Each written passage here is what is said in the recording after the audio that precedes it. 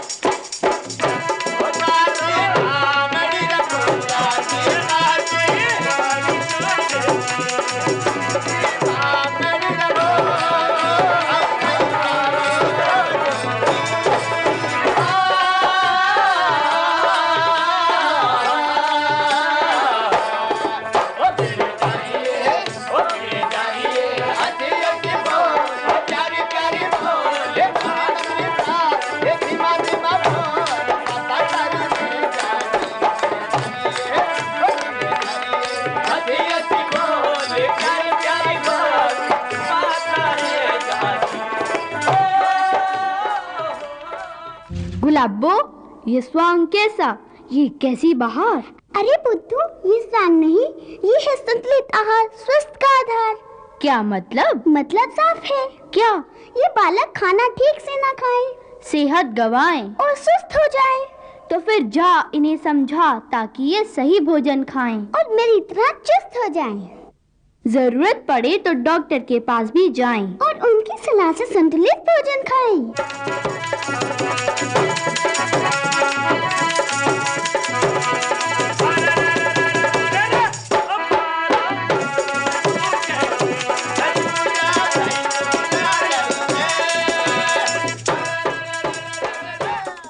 Doctor साहब, कोई परेशानी की बात तो नहीं है? नहीं, वैसे तो कोई खास बात नहीं है, लेकिन जिस तरह गाड़ी को चलाने के लिए ईंधन की जरूरत होती है, उसी तरह शरीर को चलाने के लिए पौष्टिक भोजन की जरूरत होती है। भोजन तो मैं खूब करती हूँ डॉक्टर अंकल। बिटिया, भोजन खूब करने की नहीं, संतुलित आहार की जरूरत होती है। संतुलित आहार क्या होता है? संतुलित आहार का मतलब है हमारे भोजन में सभी पोषक तत्वों का होना, वो भी सही मात्रा में, सही अनुपात में। है ना बात पते की? चलो देखें और आगे की। एक ही प्रकार के खाने में सभी पौष्टिक तत्व नहीं होते। मिला जुला खाना ही ताकत वाला होता है, क्योंकि उसमें तीनों प्रकार के पोषक तत्व होते हैं जो शरीर की वृद्धि करते हैं, शक्ति प्रदान करते हैं और बीमारियों से रक्षा करते हैं। खाने में तरह तरह के पकवान शामिल करने चाहिए, जिसमें दाल, दूध और दूध से बनी चीजें खासतौर से बच्चों को रोज ही खिलानी चाहिए।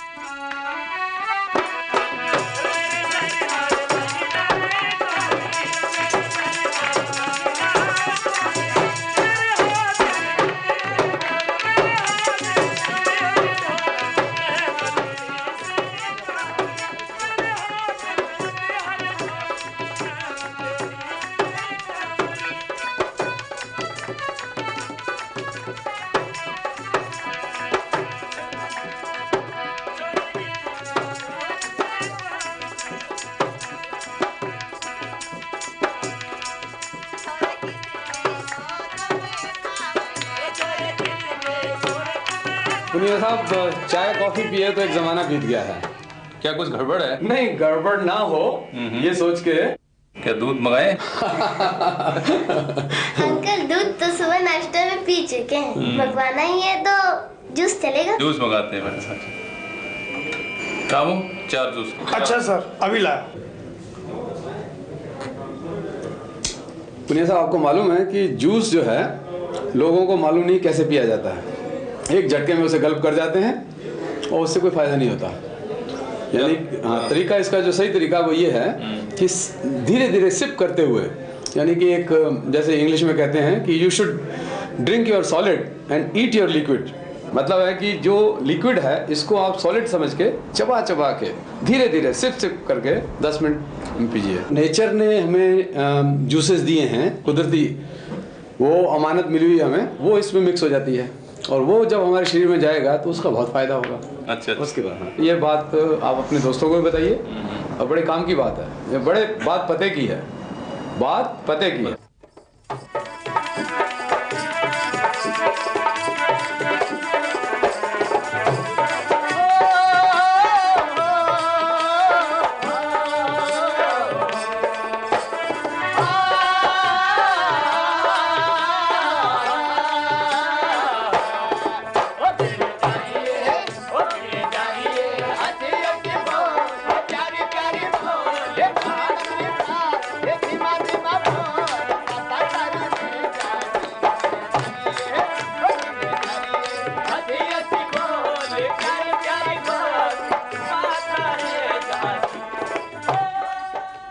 भोजन में फल, कच्ची सब्जियां जैसे मूली, प्याज, गाजर, टमाटर, चुकंदर, नींबू, हरी सब्जियां, पालक आदि अवश्य लें। एक बात और सुन लेता हूँ।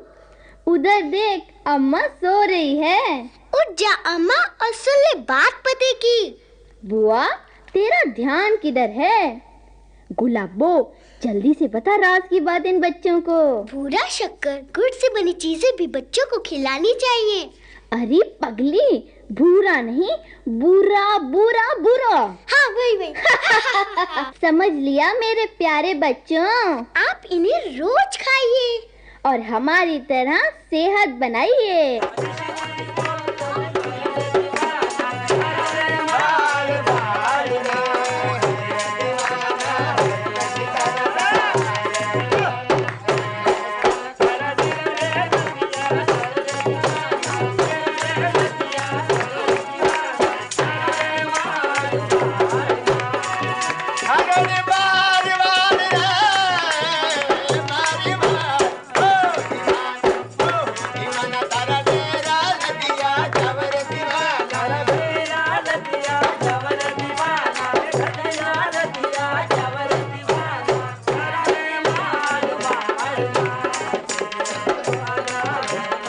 संतुलित आहार पाने के लिए बच्चों आप किसी भी प्रकार का खाना खा सकते हैं, चाहे वो शाकाहारी हो या मांसाहारी।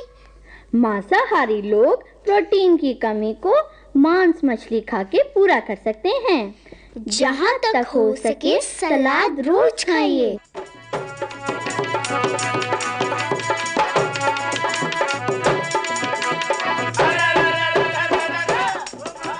रेशेदार फल सब्जियाँ जैसे कि संतरा, मौसमी, आम, पालक खाना ना भूलें। रेशा भोजन को आंतड़ियों में आगे ढकेलता है और कब्ज होने से बचाता है।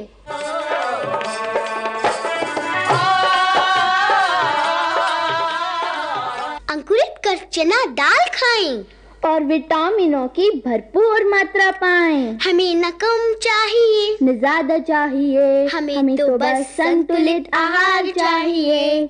हमें तो बस संतुलित आहार चाहिए। हमारा प्रत्येक भोजन संतुलित हो ऐसा तो शायद संभव न हो, पर एक सप्ताह के खान पान को संतुलित करना तो कोई मुश्किल बात नहीं।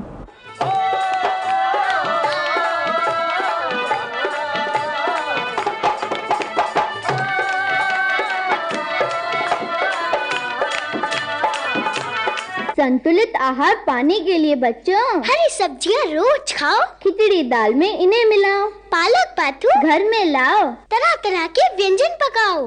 आटे में गूंद के रोटी बनाओ, पत्तों का भी साग बनाओ और पौष्टिक आहार खाओ।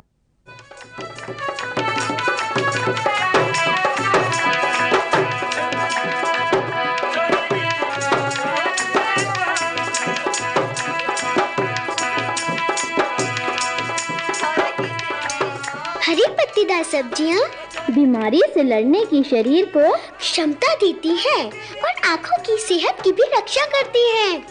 अरे गुलाबो, तू तो ज्ञान का भंडार है। ये सब तू कैसे जानती है रे? मैं वेदराज की बेटी हूँ, वेदराज की। कहीं बंडल तो नहीं मार रही? भूल गया जब तू बारात लेके मेरे घर आया था और बीमार हो गया था।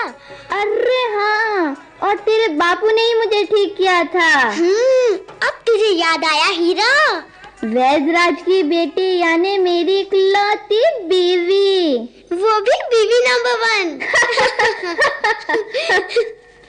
चलते चलते एक बात और पल्ले बांध लो बच्चों, पानी भी खूब पिया करो। पानी तो जीवन का आधार है और हमारे खाने का भागीदार है। तुझे मालूम है हीरा, पानी भी उतना ही जरूरी है जितना कि भोजन। भोजन के बिना तो हम कुछ दिन जी सकते हैं, लेकिन पानी के बिना तो कुछ दिन भी जीना मुश्किल हो जाता है। अरे वाह, लगता है तू भी मेरी तरह समझदार हो गया है। है ना बात पते की? सुन लिया मेरे बच्चों, समझ भी लिया। संतुलित भोजन खाए जो बच्चा, स्वस्थ रहे वो हमारा बच्चा। डॉक्टर साहब का कहना सच्चा। गुलाबो तेरा खाना अच्छा। जल्दी आइए, खाना ठंडा हो रहा है। आ गया भाभी। आइए।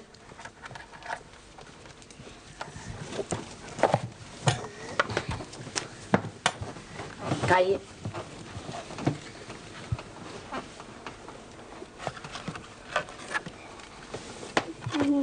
अरे ये क्या? मुझे नहीं खानी है। क्यों? क्यों नहीं खानी? मुझे हरी सब्जियां अच्छी नहीं लगती। क्या खराबी है इसमें? मैं बताऊं भाभी, इसके दोस्त शामू ने इसे उल्टी पट्टी बढ़ा दी है। क्या? उसने बताया है कि हरी सब्जी खाने से रंग सांवला हो जाता है।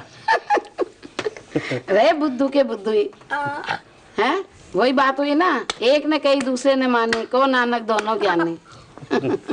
हरी सब्जियां तो गुणों से भरपूर और मौसम की मेवा होती है। अच्छा, कल देखा नहीं था? कठपुतली वाले आए थे तो हरी सब्जियों पे उन्होंने कितना जोर दिया था। तो फिर मैं कल से ही हरी सब्जियां खाना शुरू करूंगा। कल से क्यों बेटा? क्यों? आज से ही शुरू करो। आज क्या है? अरे भाई, आज भी मेरी बिटिया का जन्मदिन है और आप सब खाने पर आमंत्रित हैं। अरे वाह, बहुत बहुत मुबारक। और भाई साहब, मैंने संतुलित आहार ही बुलवाया है सबके लिए। ये जरूरी नहीं कि संतुलित आहार महंगा ही हो, सस्ते में भी सेहतमंद और पौष्टिक आहार खाया जा सकता है।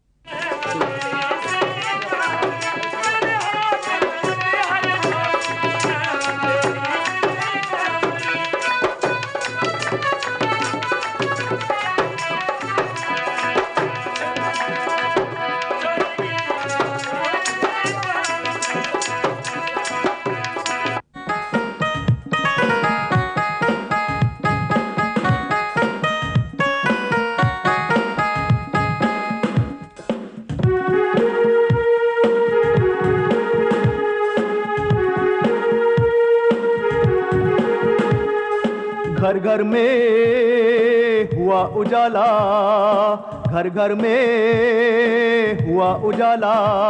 जब लहर ज्ञान की आई, जब लहर ज्ञान की आई, घर घर में हुआ उजाला।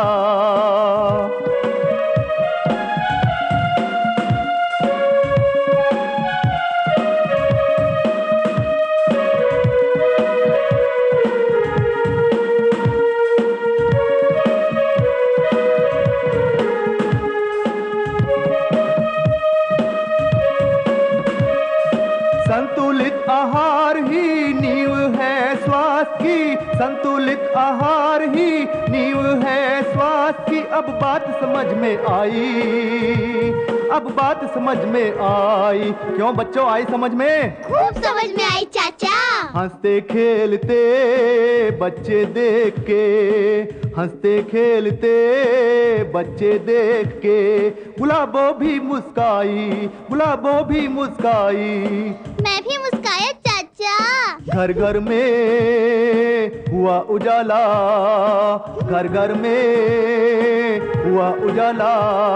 जब लहर ज्ञान की आई, जब लहर ज्ञान की आई, घर घर में हुआ उजाला, घर घर में हुआ उजाला, घर घर में हुआ उजाला।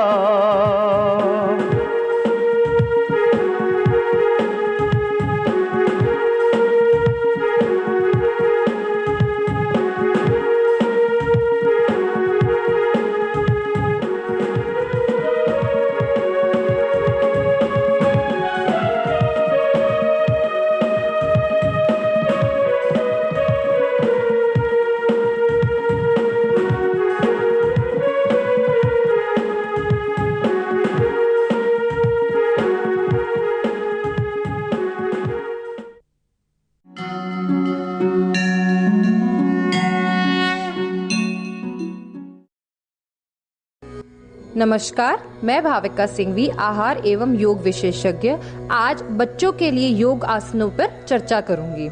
सबसे पहले आप सभी सुखासन में बैठ जाएं।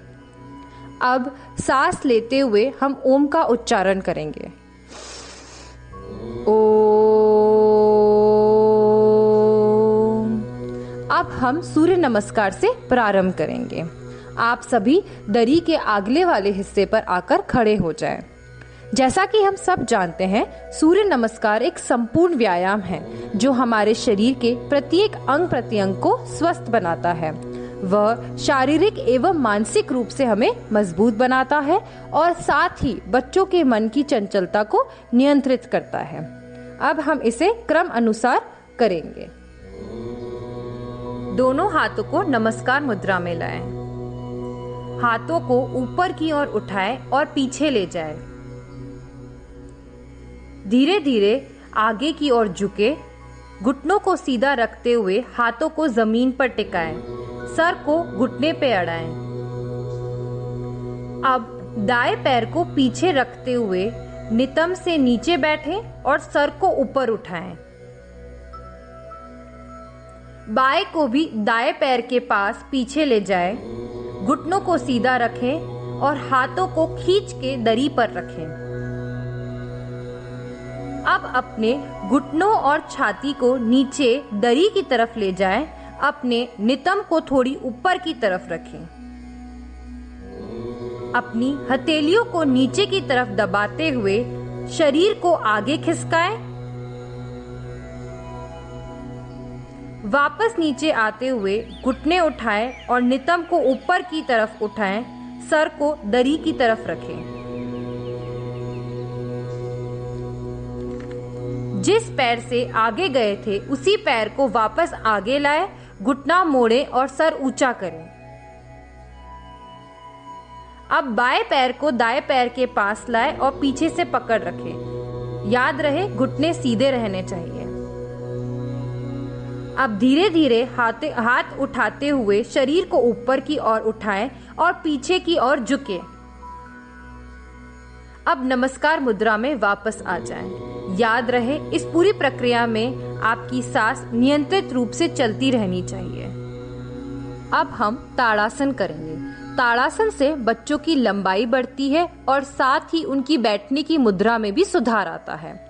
ताड़ासन करने के लिए अपने दोनों हाथों को ऊपर की ओर ले जाएं, बांधें और खींचें और शरीर को ऊपर की ओर खींचें।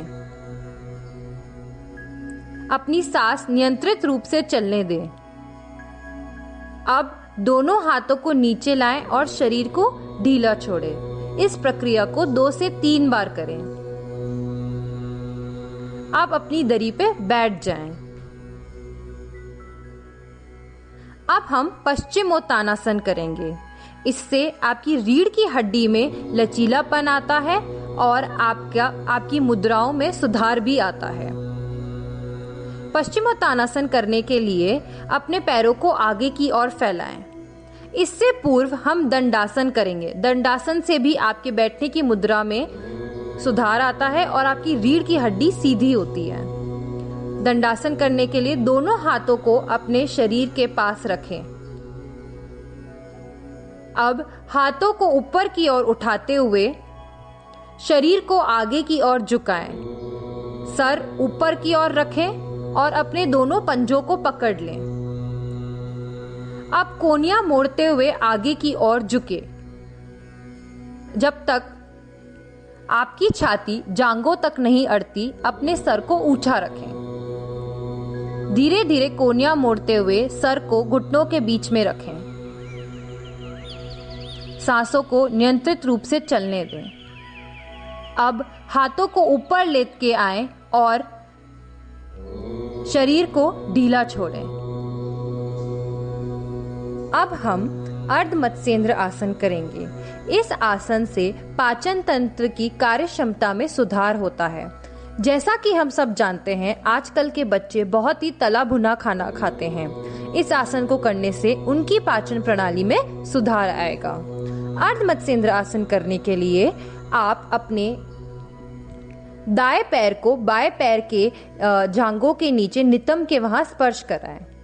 अब अपने बाएं पैर को दाएं पैर के घुटने के पास में लाके रख दें। अब उल्टे हाथ से, जो कि आपका दायां हाथ है, उससे बाएं पैर के घुटने की तरफ मोड़ते हुए बाएं पैर के पंजों को पकड़ लें। अब अपने बाएं हाथ को अपनी पीठ के पीछे से मोड़ते हुए अपने दाएं जांघ को पकड़ लें और अपने शरीर को पीछे की तरफ मोड़ के पीछे की दिशा में देखें। याद रखें, आपकी सांस नियंत्रित रूप से चलती रहनी चाहिए। अपने शरीर को ढीला छोड़ें और विश्राम मुद्रा में आ जाएं। अब हम योग मुद्रा का अभ्यास करेंगे। उससे पूर्व हम पद्मासन का अभ्यास करेंगे। जिनको पद्मासन लगाने में दिक्कत आती हो वो सुखासन व सिद्धासन में भी बैठ सकते हैं। पद्मासन लगाने के लिए अपने दाएं पैर के पंजे को पकड़कर अपने बाएं पैर की जांघ पर रखें। उसी तरीके से अपने बाएं पैर के पंजे को उठाकर अपने दाएं पैर की जांघ पर रखें। रीढ़ की हड्डी सीधी रखें। अब आप पद्मासन की मुद्रा में बैठे हैं। योग मुद्रा के लिए जो पैर ऊपर है, जैसे कि बाएं, उसी हाथ को उठाएं, अपनी पीठ के पीछे ले जाएं और अपने बाएं पैर के अंगूठे को पकड़ें। उसी तरीके से अपना दायां हाथ उठाएं, पीछे की तरफ मोड़ें, थोड़ा झुकें और अपने दाएं पैर के अंगूठे को पकड़ें। रीढ़ की हड्डी सीधी रखते हुए आगे की तरफ झुके और अपनी ठुड़ी को जमीन पर अड़ाएं। याद रखें, आपकी सांस नियंत्रित रूप से चलती रहनी चाहिए। अब वापस ऊपर उठे और अपने शरीर को ढीला छोड़े और विश्राम मुद्रा में आ जाएं। अब तक हमने खड़े रहकर व बैठकर आसनों का अभ्यास किया। अब हम लेटकर आसनों का अभ्यास करेंगे। सभी अपनी दरी पर लेट जाएं। सबसे पूर्व हम सर्वांग आसन का अभ्यास करेंगे। सर्वांग आसन से रोग प्रतिरोधक क्षमता बढ़ती है व कंधे मजबूत होते हैं। साथ ही अशुद्ध रक्त का प्रवाह हृदय की ओर बढ़ जाता है। सर्वांग आसन करने के लिए अपने पैरों को ऊपर की ओर उठाएं। धीरे धीरे अपने नितंब को अपने हाथों के सहारों से ऊपर की ओर उठाएं। अपने घुटने सीधे रखें। अपने पंजों में ऊपर की ओर खिंचाव महसूस करें। अपनी पीठ को अपने दोनों हाथों के सहारे पे रखें और उसे ऊपर की ओर उठाएं। याद रहे, आपकी सांस नियंत्रित रूप से चलती रहनी चाहिए। अब धीरे धीरे अपने पीठ को जमीन पर लाएं और अपने पैर धीरे धीरे नीचे लेके आएं। अब आप विश्राम मुद्रा में आ जाएं। अब हम चक्रासन का अभ्यास करेंगे।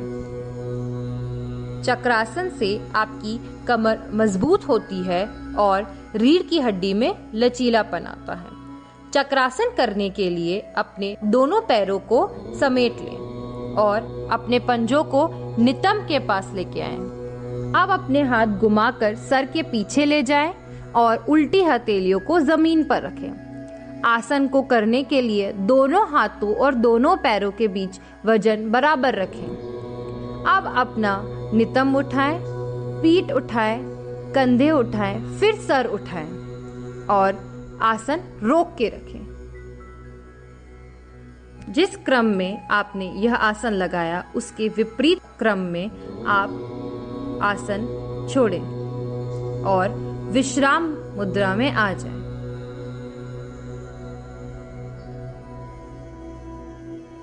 हम प्राणायाम की ओर बढ़ेंगे। प्राणायाम से श्वास प्रश्वास की प्रक्रिया में सुधार आता है, मन स्थिर होता है, बौद्धिक क्षमता बढ़ती है। रक्त में ऑक्सीजन की मात्रा बढ़ने से प्रत्येक अंग प्रत्यंग की कार्य क्षमता में सुधार भी आता है। सबसे पूर्व आप किसी भी आसन में स्थिर बैठ जाएं। अब हम नाड़ी शोधन प्राणायाम करेंगे। इसे हम अनुलोम विलोम के नाम से भी जानते हैं। इस प्राणायाम को करने के लिए आप सबसे पहले अपना हाथ उठाएं और नाक के एक छिद्र को अंगूठे के दबाव से बंद कर दें। अब दूसरे छिद्र से भरपूर सांस लें। अब जिस नाक के छिद्र से हवा खींची है उसे बंद करें और दूसरे छिद्र को खोलें और सांस छोड़ें। अब हम इसे पुनः करेंगे।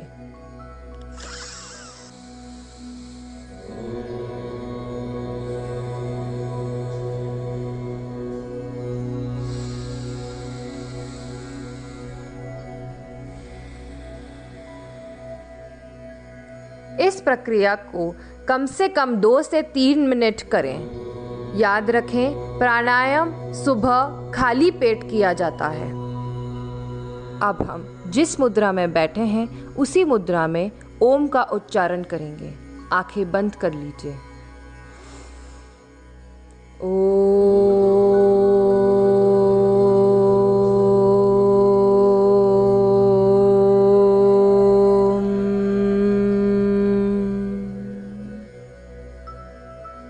शांत बैठे।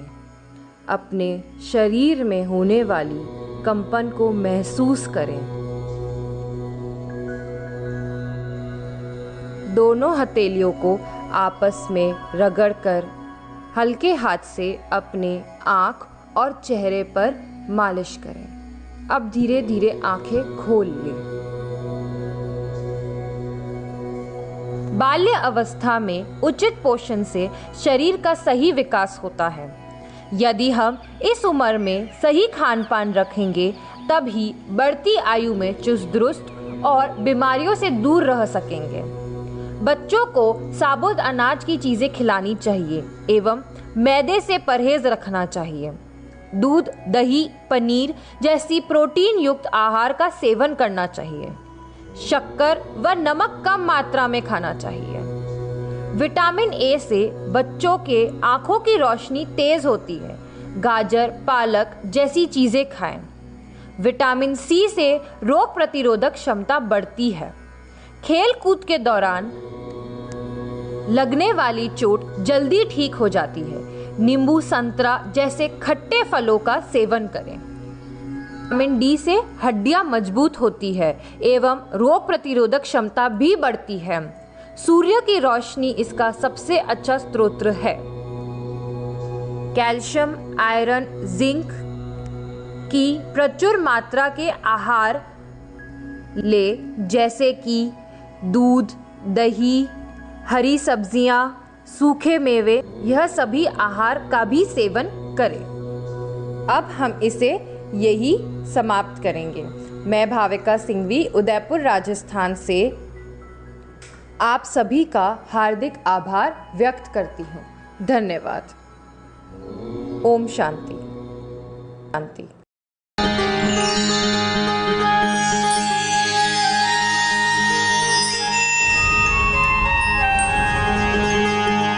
मिलकर नई दुनिया मिलकर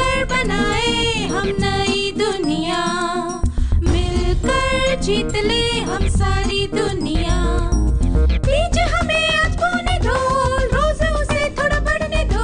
छू लेंगे आकाश हम, मन के विचार हकीकत बने। सिद्धि फल से आनंद देंगे, कोशिश कर बढ़े, सोच बुलंद करे।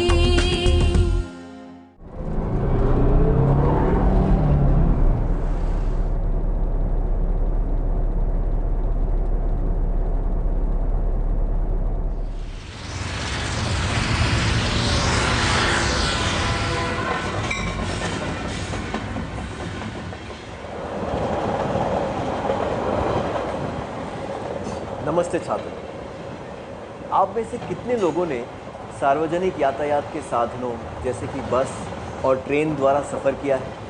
कृपया अपने हाथ ऊपर कीजिए। लगता है कि सभी लोगों ने इनका इस्तेमाल किया है।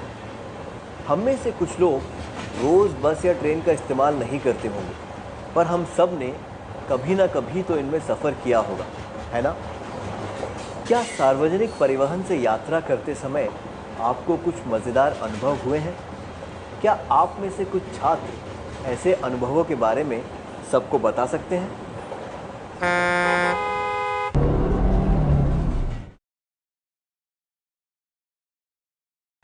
अपने अनुभव बताने के लिए शुक्रिया। क्या हम सार्वजनिक परिवहन द्वारा यात्रा करने के कुछ सकारात्मक पहलुओं की सूची बनाएं? कम खर्च में यात्रा कर पाते हैं, कई तरह के लोगों से मिलने और उनसे बात करने का मौका मिलता है, बहुत सी अनोखी चीजें देखने को मिलती हैं। सार्वजनिक परिवहन का उपयोग करने की सबसे रोचक बात यह है कि हम नए लोगों से मिलते हैं और हमें उन्हें जानने का मौका मिलता है कि नहीं? हम ऐसे लोगों से मिल पाते हैं जो अच्छे होते हैं और वे दूसरों की मदद करके यात्रा को सुखद बनाते हैं। लोग एक दूसरे की मदद किस तरह कर सकते हैं, यह जानने के लिए क्या हम एक अभिनय करें? मुझे 2 छात्र चाहिए जो स्वेच्छा से यहां आना चाहते हो। मैं आपको एक परिस्थिति दूंगा। एक नौजवान लड़का रवि बस में बैठकर सफर कर रहा है। अगले बस स्टॉप पर एक बुजुर्ग व्यक्ति बस में चढ़े, पर कोई भी सीट खाली नहीं है। क्या आप दोनों इस दृश्य का अभिनय कर सकते हैं?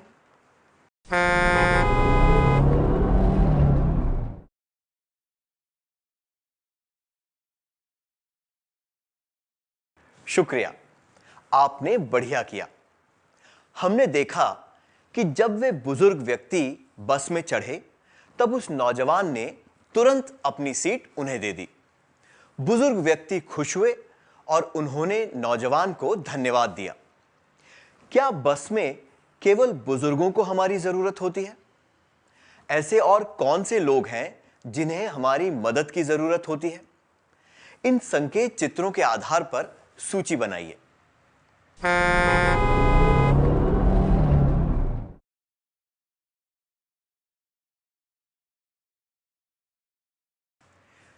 सही कहा। गर्भवती महिलाओं को, विकलांग व्यक्तियों को, बीमार लोगों को और जिनके पास छोटे बच्चे हों, उन सभी को हमारी मदद की जरूरत होती है।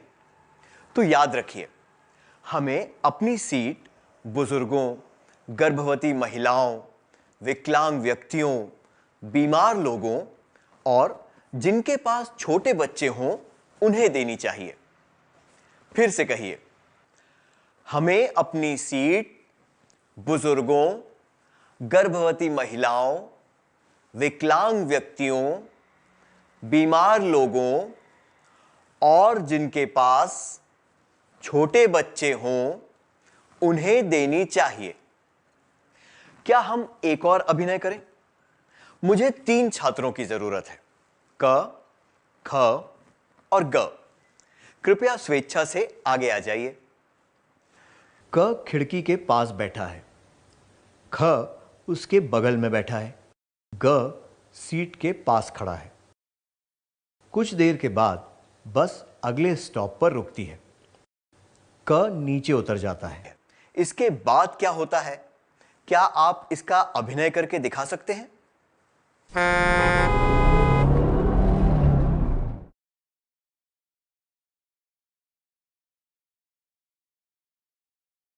आपने बहुत अच्छा किया, धन्यवाद। हमने क्या देखा? हमने देखा कि जब खिड़की के पास वाली जगह खाली हुई तो ख खिसक कर आगे चला गया ताकि ग को बैठने की जगह मिले। जगह खाली होने पर हमें आगे सरक जाना चाहिए ताकि दूसरा व्यक्ति वहां बैठ सके। आइए फिर से कहें, जगह खाली होने पर हमें आगे सरक जाना चाहिए ताकि दूसरा व्यक्ति वहां बैठ सके। जब हम किसी बुजुर्ग व्यक्ति, विकलांग व्यक्ति या गर्भवती महिला को खड़े हुए देखें तो हमें अपनी सीट उन्हें देनी चाहिए। उसी तरह अगर कोई सीट खाली हुई हो तो हमें आगे सरक जाना चाहिए ताकि खड़ा हुआ व्यक्ति सीट पर बैठ सके। क्या अब हमें गीत गाएं? कृपया गीत गाने के लिए खड़े हो जाइए।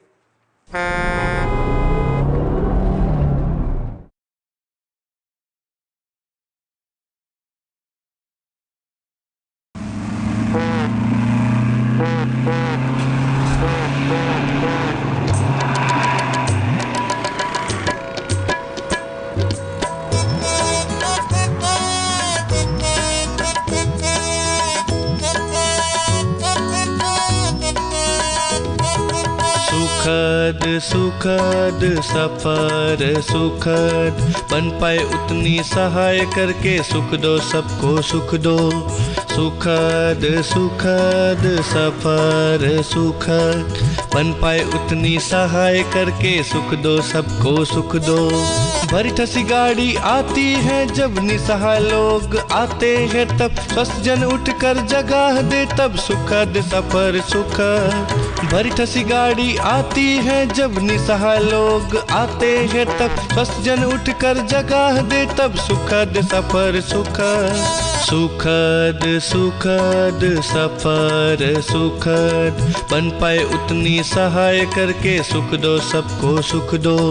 सुखद सुखद सफर सुखद, बन पाए उतनी सहाय करके सुख दो सबको सुख दो। स्वार्थ छोड़कर हट जाए, विधक नजर छोड़ सभ्य बने, सामान और वाणी संयम में हो तो सुखद सफर सुखद। स्वार्थ छोड़कर हट जाए, विधक नजर छोड़ सभ्य बने, सामान और वाणी संयम में हो तो सुखद सफर सुखद। सुखद सुखद सफर सुखद, बन पाए उतनी सहाय करके सुख दो सबको सुख दो। सुखद सुखद सफर सुखद, बन पाए उतनी सहाय करके सुख दो सबको सुख दो।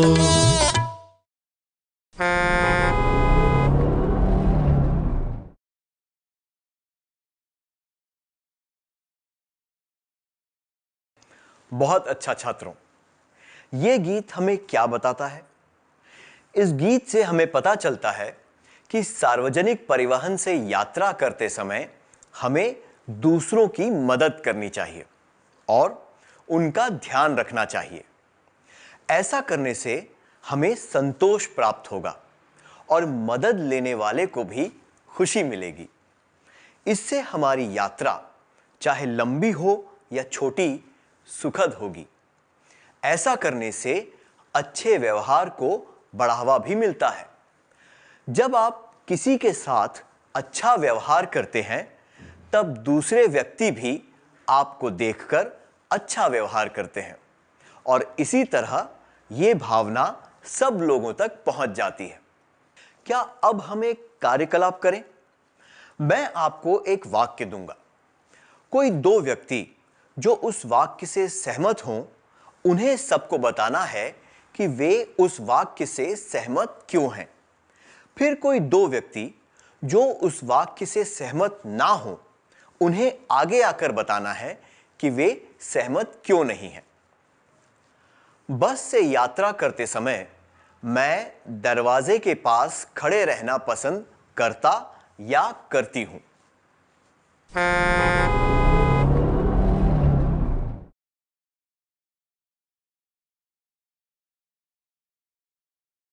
आपने बहुत अच्छा किया। इस वाक्य के दोनों दृष्टिकोण बताने के लिए शुक्रिया। वास्तव में देखा जाए तो यह अच्छा होगा अगर आप बस में चढ़ते ही पीछे की ओर चले जाएं। हमें दरवाजे के पास तभी खड़े रहना चाहिए जब हमारा स्टॉप आने वाला हो या फिर बस में चढ़ते ही हमें अगले स्टॉप पर उतरना हो।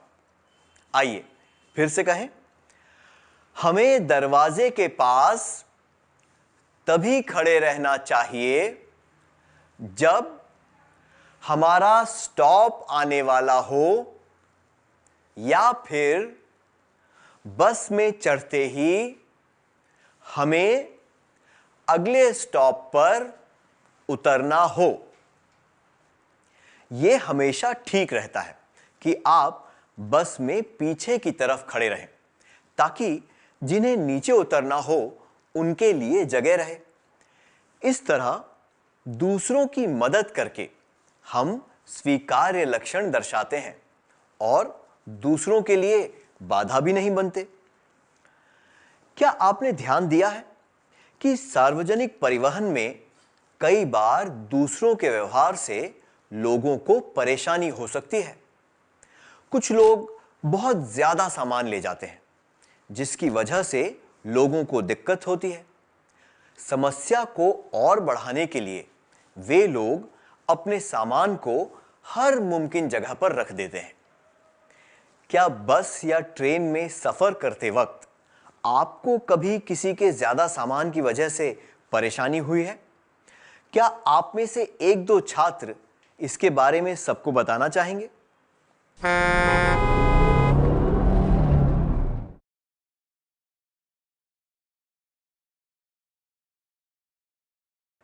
अपने अनुभवों के बारे में बताने के लिए धन्यवाद।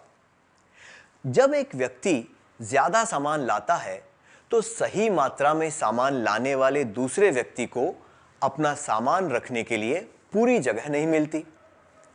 हर जगह सामान रखने से लोगों को आने जाने में भी परेशानी होती है। इस वजह से आपातकालीन स्थिति में काफी मुश्किल हो सकती है क्योंकि लोग आसानी से बाहर नहीं जा सकते।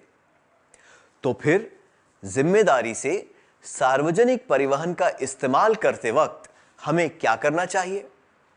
हमें कम से कम सामान ले जाना चाहिए और अपना सामान सही जगह पर रखना चाहिए। आइए एक बार फिर से कहें, हमें कम से कम सामान ले जाना चाहिए और अपना सामान सही जगह पर रखना चाहिए। हमें ध्यान रखना चाहिए कि हम दूसरों के लिए बाधा ना बने। पर हम कई बार देखते हैं कि कुछ लोग न केवल दूसरों के लिए बाधा उत्पन्न करते हैं बल्कि सबको परेशान भी कर देते हैं। कुछ लोग मोबाइल फोन पर या आपस में जोर जोर से बातें करते हैं, जोर से हंसते हैं। कुछ लोगों की आदत होती है कि वे सबके सामने तेज गंध वाला खाना जोर से चबा चबा कर खाते हैं। क्या आपके साथ ऐसा कोई अनुभव हुआ है? क्या आप उसके बारे में बता सकते हैं?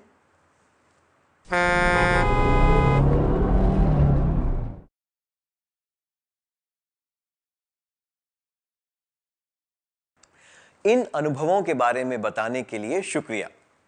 मुझे यकीन है कि लोगों को काफी परेशानी होती होगी जब कोई उनके सामने जोर से बातें करता है या फिर उनके पास बैठकर मुंह से आवाजें निकालते हुए खाना खाता है। क्या हम देखें कि ऐसी परिस्थिति में क्या परेशानियां हो सकती हैं? चाहे जवान लोग हों या बुजुर्ग, जोर से बातें करने से उनकी शांति भंग होती है। बुजुर्ग व्यक्ति और बच्चे यात्रा के दौरान सो जाते हैं क्योंकि वे जल्दी थक जाते हैं। कुछ बीमार लोग भी अस्पताल से आने या जाने के लिए सफर कर रहे होते हैं। कुछ लोग बाहर के नज़ारे देखते हुए शांति से सफर करना चाहते हैं। जब कोई जोर से बातें करता है या फिर मोबाइल, रेडियो पर तेज आवाज में गाने सुनता है तो ऐसे लोगों की शांति भंग हो जाती है। कुछ लोग यात्रा के दौरान विचार करते हैं, ध्यान लगाते हैं या फिर पढ़ते हैं। ऐसे लोगों को भी शोर से परेशानी हो सकती है। तो हमें ये याद रखना चाहिए कि हमें मोबाइल पर या आपस में जोर से बातें नहीं करनी चाहिए और ना ही तेज आवाज में गाने सुनने चाहिए।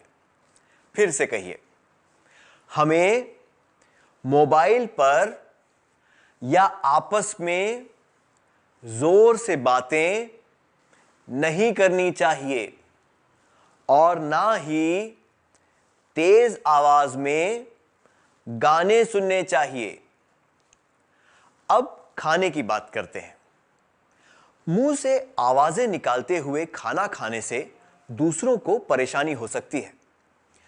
खाने की कुछ वस्तुएं ऐसी होती हैं जिनसे बहुत ज्यादा गंध आती है। इससे दूसरों को तकलीफ हो सकती है या फिर वे उस गंध से बीमार भी पड़ सकते हैं। इससे लोगों की परेशानी बढ़ सकती है। इसलिए सार्वजनिक परिवहन का इस्तेमाल करते वक्त हमें दूसरों की भावनाओं का ख्याल करना चाहिए। हमें किसी भी प्रकार का अनुचित व्यवहार नहीं करना चाहिए। तो हमें सार्वजनिक जगहों पर खाना, खास तौर पर तेज गंध वाला खाना नहीं खाना चाहिए। साथ मिलकर कहिए, हमें सार्वजनिक जगहों पर खाना, खास तौर पर तेज गंध वाला खाना नहीं खाना चाहिए। हमने देखा कि कुछ परिस्थितियां होती हैं जब कुछ लोग दूसरों के लिए बाधा बन जाते हैं या फिर उनकी परेशानी बढ़ाते हैं। कुछ लोग ऐसे काम करते हैं जिनकी वजह से लोगों को किसी प्रकार की तकलीफ हो सकती है। क्या आपके साथ कभी ऐसा हुआ है जब सार्वजनिक परिवहन से सफर करते समय किसी ने आपको बहुत देर तक घूर के देखा हो या फिर बिना किसी कारण के आपको कोई बेढंगी बात कही गई हो? क्या आप में से एक दो छात्र ऐसे अनुभवों के बारे में सबको बताना चाहेंगे?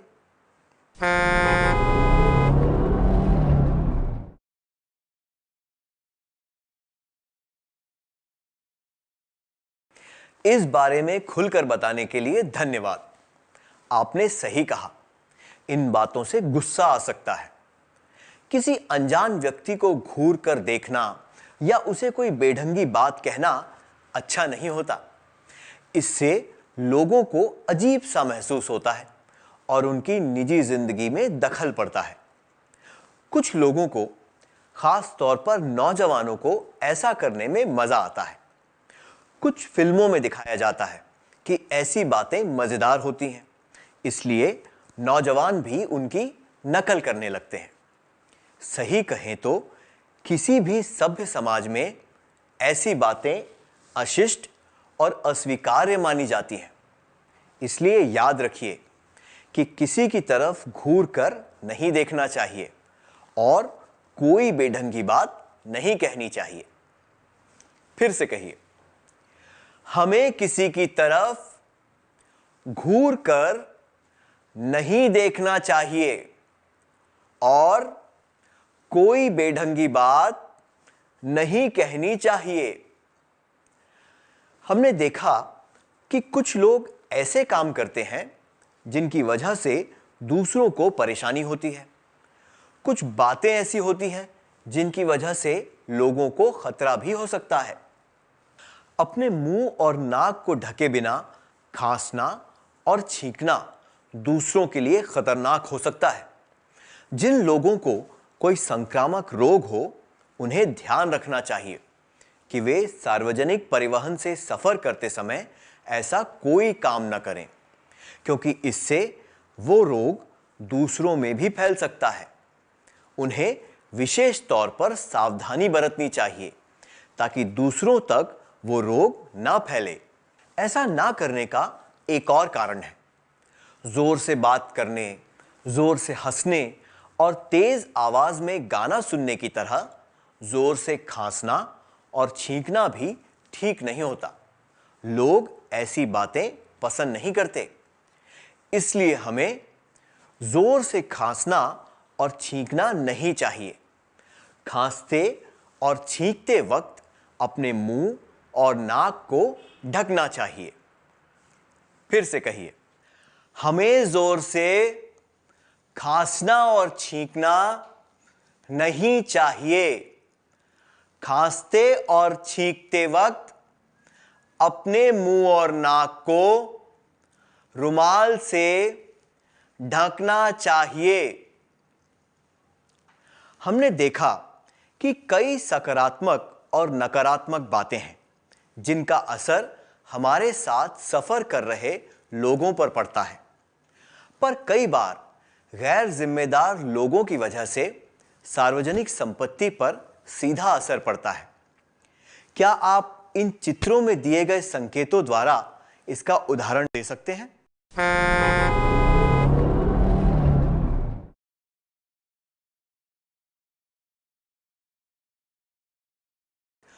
कुछ गैर जिम्मेदार हरकतों की सूची बनाने के लिए धन्यवाद।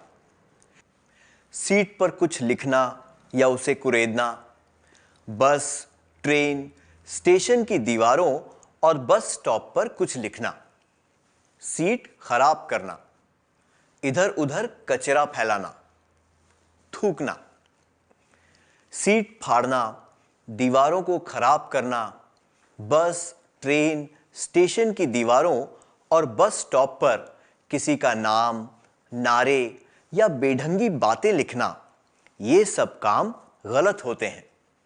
ऐसी बातें किसी भी सभ्य समाज में अस्वीकार्य होती हैं, क्योंकि इससे सार्वजनिक संपत्ति को हानि पहुंचती है। ऐसी बातों को गैर जिम्मेदार और अस्वीकार्य क्यों माना जाता है? ऐसे कामों से आम लोगों को असुविधा होती है। कचरा फेंकने से और थूकने से जगह जगह गंदगी होती है और दूसरे लोग उस जगह का इस्तेमाल नहीं कर पाते। लिखने और कुरेदने से सार्वजनिक संपत्ति को हानि पहुंचती है। हमने देखा कि सार्वजनिक परिवहन सबसे सस्ता विकल्प होता है।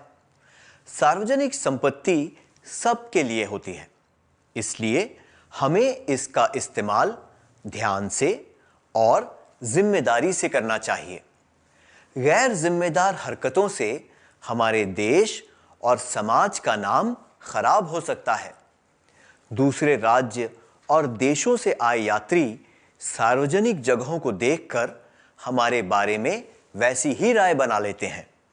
ये बेहतर होगा कि हम एक सकारात्मक छाप छोड़ें, है ना? इसलिए हमें एक जिम्मेदार नागरिक और सभ्य इंसान बनना चाहिए और गैर जिम्मेदार हरकतों से दूर रहना चाहिए। फिर से कहिए, हमें एक जिम्मेदार नागरिक और सभ्य इंसान बनना चाहिए और गैर जिम्मेदार हरकतों से दूर रहना चाहिए। क्या हम आज के सत्र का सार संक्षेप कर लें?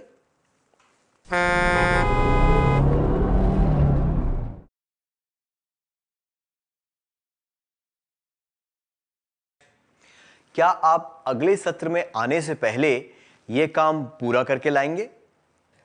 हमें अपनी सीट बुजुर्गों, गर्भवती महिलाओं, विकलांग व्यक्तियों, बीमार लोगों और जिनके पास छोटे बच्चे हों उन्हें देनी चाहिए।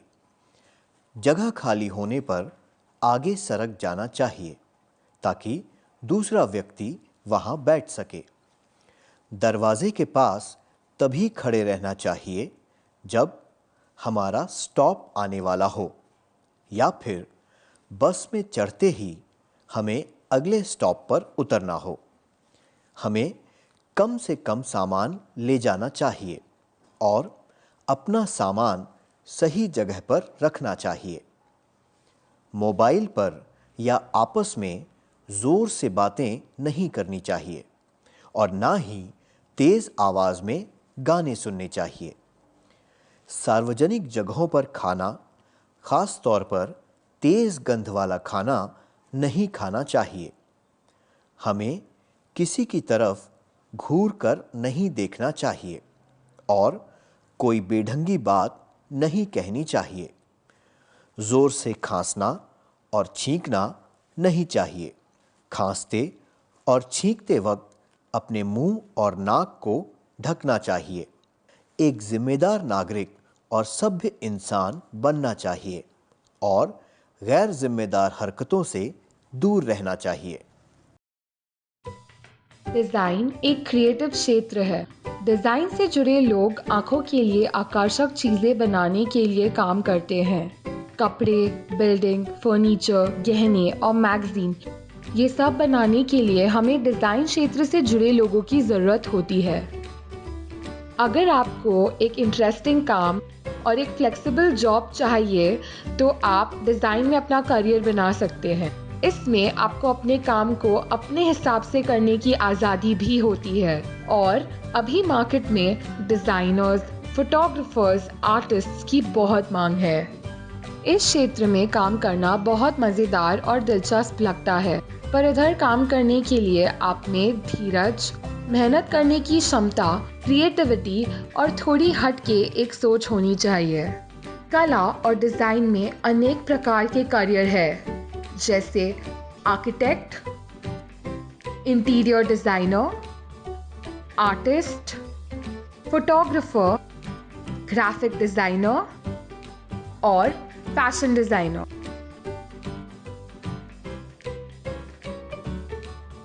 Hi, my name is Bhavna. I'm gonna share you how I started painting. मैं 4th स्टैंडर्ड में थी और मैंने रैंडमली एक आर्ट कंपटीशन में पार्टिसिपेट किया। टॉपिक था रिलेटेड टू इकोसिस्टम एनवायरनमेंट और मैंने प्लांट्स, ट्रीज जो समझ में आया उस टाइम बनाया और फर्स्ट पोजीशन मुझे मिला। तब से पेरेंट्स ने, फ्रेंड्स ने, सब ने इनकरेज किया पार्टिसिपेट करो, हर जगह जाके पार्टिसिपेट करो। वो मुझे लेके जाते थे और पूरा स्कूल टाइम 12th तक मैंने पार्टिसिपेट किया। खूब सारे प्राइजेस मिले, सर्टिफिकेट्स मिले। तब से डेवलप हुआ इंटरेस्ट।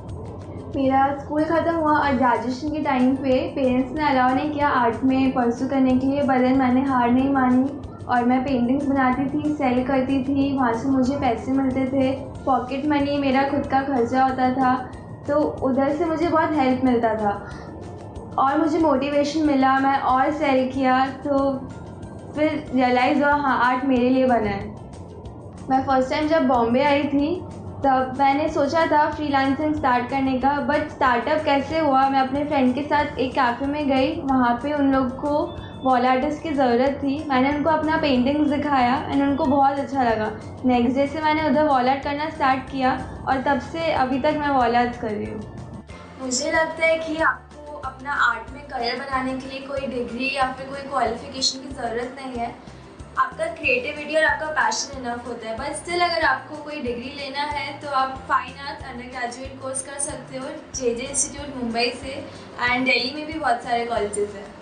स्टार्टिंग सैलरी फ्रीलांसिंग में आपको 10 to 15,000 मिलता है और डिपेंड करता है आपको ऑर्डर किधर मिल रहा है एंड किस टाइप का ऑर्डर मिल रहा है, तो उसके अकॉर्डिंग आप अर्न कर सकते हो 10 to 15। और अगर महीने में 2-3 ऑर्डर होता है तो आराम से आपका अच्छा सेविंग्स हो सकता है।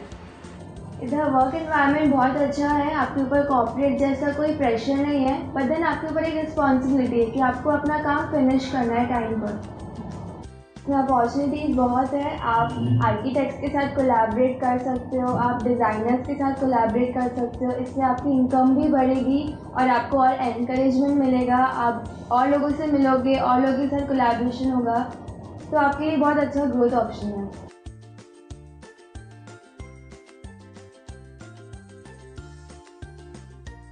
हाय, आई एम निकिता एंड मैं एक फैशन डिज़ाइनर हूँ। मेरा बचपन से ड्रीम था कि मैं एक हाई एंड फैशन हाउस में काम करूँ, तो मेरा पहले से ही क्लियर था कि मुझे फैशन डिज़ाइनिंग में अपना करियर बनाना है। एक फैशन डिज़ाइनर क्लोथ्स, एक्सेसरीज़ और शूज़ डिज़ाइन करता है। वो फैशन ट्रेंड्स फॉलो करते हैं एंड उसके अकॉर्डिंग डिज़ाइंस बनाते हैं। आप 12th स्टैंडर्ड के बाद अंडर ग्रेजुएट डिग्री भी कर सकते हैं फैशन डिज़ाइनिंग में। Pearl Academy, NIFT and INFD कुछ ऐसे फेमस कॉलेजेस हैं इंडिया में जहाँ पे आप एडमिशन्स ले सकते हैं। एज अ फ्रेशर आप पूरे साल में 2 से 3 लाख रुपए कमा सकते हैं, बट जैसे जैसे आपके एक्सपीरियंस बढ़ते जाएंगे वैसे वैसे आपकी अर्निंग्स भी बढ़ती जाएंगी। फैशन डिज़ाइनिंग में बहुत सारे ऑप्शंस हैं, जैसे designing, research, cloth production and textile designing. आप एक फ़ैशन हाउस में जॉब भी कर सकते हैं और आप अपने खुद का लेबल भी लॉन्च कर सकते हैं।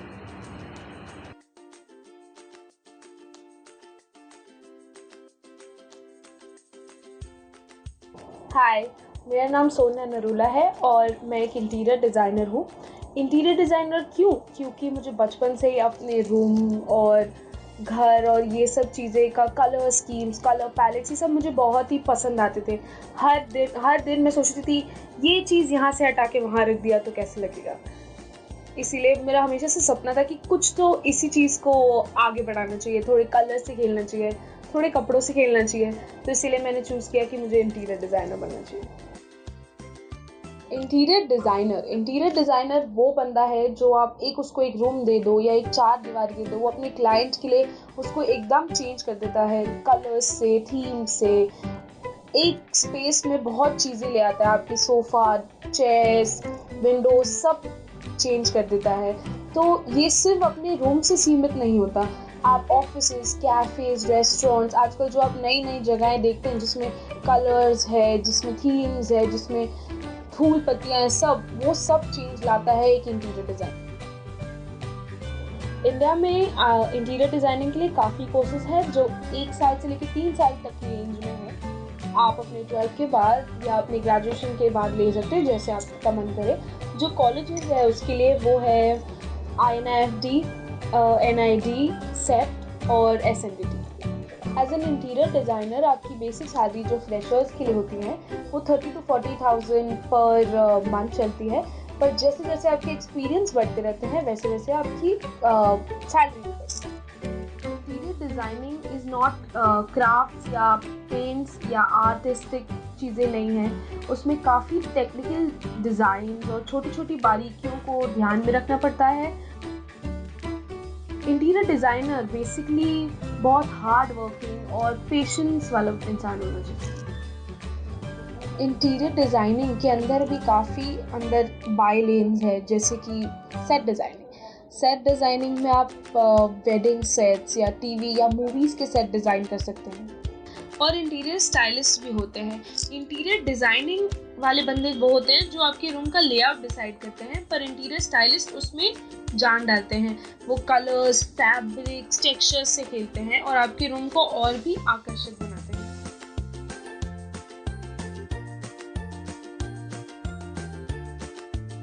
हेलो, मेरा नाम सौरभ पवार है और मैं एक ग्राफिक डिज़ाइनर हूँ और मैं मुंबई में रहता हूँ। ग्राफिक डिज़ाइनर का सबसे इम्पोर्टेंट काम होता है विजुअल कंसेप्ट्स बनाना जो एक आइडियाज़ को कम्युनिकेट करते हैं। वो लोगोज, ब्रोशर्स, मैगजीन्स और एडवर्टीजमेंट्स बनाते हैं। आप HSC के बाद ग्राफिक डिज़ाइन में अंडर ग्रेजुएशन कर सकते हैं। NID, UID और पर्ल एकेडमी ये इंडिया के कुछ फेमस डिज़ाइनिंग कॉलेजेस हैं। As a fresher graphic designer आप जब ये क्रिएटिव एजेंसी में काम करते हो आपका स्टार्टिंग पैकेज 3 से 4 लाख के बीच में हो सकता है, और जब आप एक फ्रीलांसर ग्राफिक डिज़ाइनर जैसे काम कर सकते हो आपका प्रोजेक्ट जितना बड़ा होगा क्लाइंट आपको उतना ही पेमेंट करेगा। As a freelance graphic designer आप अपने प्रोजेक्ट खुद से मैनेज कर सकते हो और आप अपने घर पे भी काम कर सकते हो। और जब आप एक क्रिएटिव एजेंसी में काम करते हो आप एक 9 to 5 जॉब करते रहते हो जिसमें आप अपने बॉस के अंडर काम करते रहते हो। एज ए ग्राफिक डिज़ाइनर जैसे जैसे आपका एक्सपीरियंस बढ़ता जाता है आप खुद की क्रिएटिव एजेंसी खोल सकते हो या किसी फर्म में चीफ विजुअल सुपरवाइज़र या आर्ट डायरेक्टर जैसे पोस्ट पे भी आप काम कर सकते हो।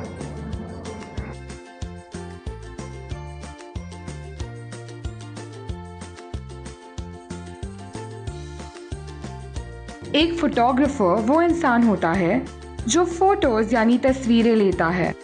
वो या तो किसी कंपनी का एम्प्लॉय हो सकता है या एक फ्रीलांसर हो सकता है।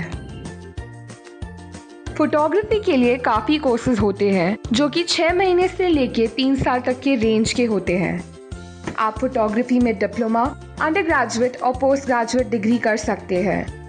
इंडिया में फोटोग्राफी सीखने के लिए आप national institute of photography Dadar, symbiosis school of photography Pune या जे स्कूल ऑफ आर्ट्स मुंबई में दाखिला ले सकते हैं। एज ए फोटोग्राफर आपकी एवरेज सैलरी 3,60,000 रुपये पर एनम होती है। बट अगर आप एक फ्रीलांसर हो तो आपकी अर्निंग्स आपके असाइनमेंट और प्रोजेक्ट्स पे डिपेंड करती है। फोटोग्राफी में भी काफ़ी सारे स्ट्रीम्स होते हैं, जैसे वाइल्ड लाइफ फोटोग्राफर। एक वाइल्ड लाइफ फोटोग्राफर वो इंसान होता है जो जंगलों और फॉरेस्ट पे जाके एनिमल्स के पिक्चर्स लेता है। ऐसे लोग डिस्कवरी और नेशनल ज्योग्राफिक चैनल के साथ काम करते हैं। Travel photographer. एक ट्रैवल फोटोग्राफर वो इंसान होता है जो पूरी दुनिया घूमता है और अलग अलग देशों और अलग अलग सिटीज़ के फोटोग्राफ्स लेता है। Wedding photographer. एक वेडिंग फोटोग्राफर वो इंसान होता है जो कई टाइप के इवेंट्स और कई टाइप के वेडिंग्स में फ़ोटोग्राफी करता है। और फैशन फोटोग्राफर। फैशन फोटोग्राफर वो इंसान होता है जो फैशन इंडस्ट्री में एज अ फोटोग्राफर काम करता है। वो ब्रांड्स और डिज़ाइनर्स के लिए उनके प्रोडक्ट्स के फ़ोटोग्राफ्स लेता है।